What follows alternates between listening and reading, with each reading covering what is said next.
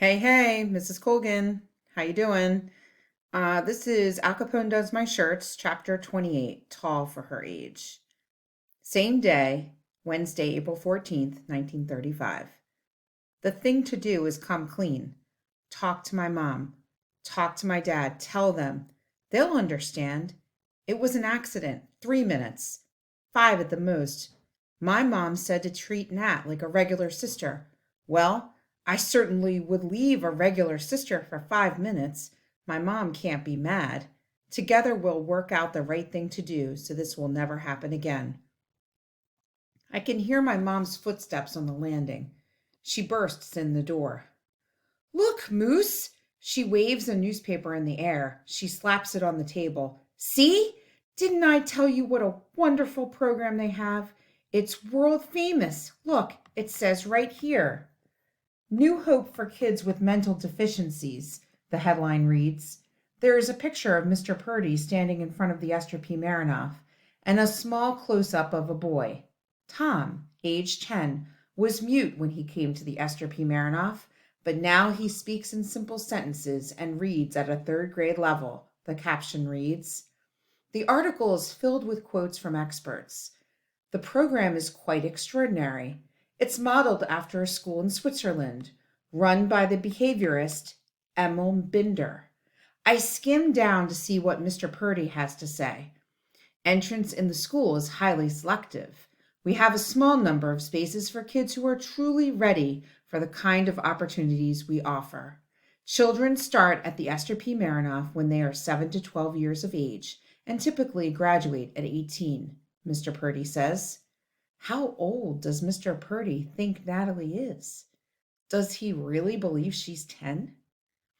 My mom has taken off her green hat and her green coat, and she has begun to make supper. Every minute or so, she comes back to the table to read a part of the article again. It's as if the newsprint is warm, and my mother's hands are very cold. Natalie is on the living room floor reading my math book like it's the newspaper. Mom, I need to talk to you, I say. Okay, honey, she smiles. I can't wait to tell your dad about this. And do you know what else? My mom claps her hands. Mrs. Kelly says Natalie is really improving. She's going to write her a flying color recommendation. That's what she said, flying colors. My mom hugs me. She's so happy. She would hug the salt shaker if it were only taller. Your sister is going to be okay. She's going to be fine. But, Mom, I say, it says no kids are accepted after the age of 12. My mother freezes. She's so still, it looks like she stopped breathing. Natalie is 10, Moose. You know that. Her voice has a catch in it. You can't be 10 for 5 years in a row, I whisper. Moose! My mother cries. Her eyes are like teeth tearing into me. I remember that funny look Mr. Purdy had on his face when he asked if Natalie was 10. All I see in my head is Natalie holding hands with a grown man. I can't stand this anymore, Mom, I say. She's tall for her age. What's got into you? I look down at the article. I need to talk to you. Fine, we'll talk tonight. Your dad will be home any minute. Didn't I already say that? She slams down a square pan. It makes a tinny sound against the counter. Now I wish I hadn't said anything at all to my mom. I should have just talked to my dad about this. When my father walks in the door, my mother rushes to meet him. Cam, look! She hands New Hope for Kids with Mental Deficiencies to my father. This is a red letter day, my father agrees. He takes my mom in his arms and does a little jig in the kitchen. I can't stand to watch this. I head for my room. Hey, Moose! Whoop, I went a little too far there. Whoop. My father says later that night when Natalie is in bed, Mom says you want to talk to us. Yeah, I say, my heart beating loud and guilty in my chest. I close my book, wishing they had forgotten. I don't think it's safe for Nat to follow me around, I say. My mother stares at me like she can't believe what I've just said. But Moose, she's doing so well. Carrie Kelly thinks we shouldn't change one thing because being out with you kids and working one-on-one with her is the best possible. Something happened.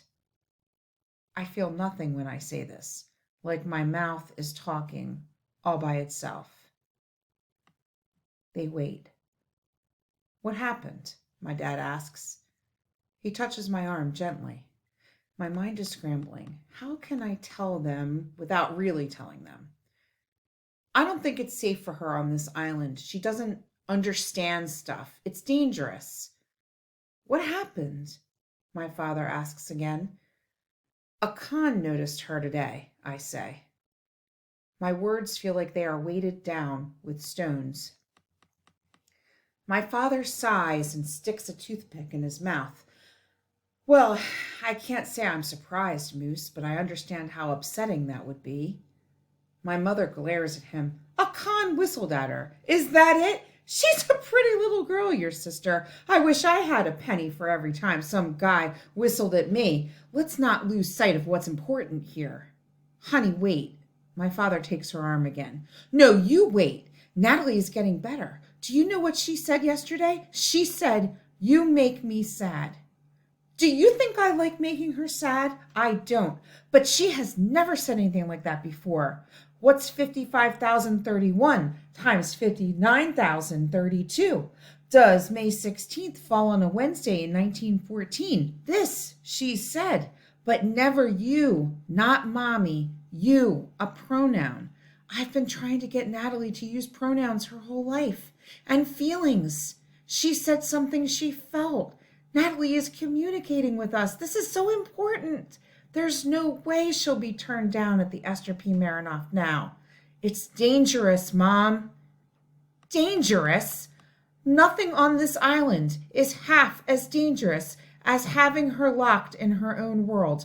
Not 1/2, not 1/4, not 1/10 as dangerous as that. So I am not, do you two hear me, not going to change one single thing about Natalie's day.